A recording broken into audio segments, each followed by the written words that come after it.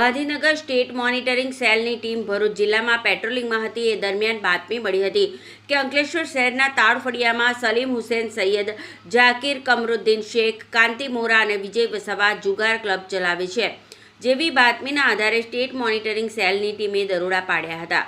પોલીસે સ્થળ પરથી રોકડા 1.55 લાખ અને 19 મોબાઈલ ફોન મળી કુલ 2.80 લાખનો મુદ્દામાલ કબજે કર્યો હતો અને જુગારી ગુલામ મુસ્તફા ગુલામ, ફરીદ ખાન, હબીબ ખાન પઠાણ, ભાવરાવ દગા વાનખેડે, સંતોષ કુમાર બાબુલાલ પટેલ, જયેશ હીરાજીવરા રાજાણી, મહેન્દ્રસિંહ હિંમતસિંહ ભદોરિયા, બિપિન ધનસુખ બગટના, ધર્મેન્દ્ર અંબારામ પટેલ, અભિષેક વિજય જોશી, હિરેશ બાબુલાલ ભિયાણી અને જીવન નાનજી કોળી, મેહુલ રમણ સુરતી અને સલીમ ગેમલસંગ રાજને ઝડપી પાડ્યા હતા। જ્યારે 4 મુખ્ય સૂત્રધારને વોન્ટેડ જાહેર કરી તેઓ વિરુદ્ધ અંકલેશ્વર એ ડિવિઝન પોલીસ મથકમાં ફરિયાદ નોંધાવી હતી।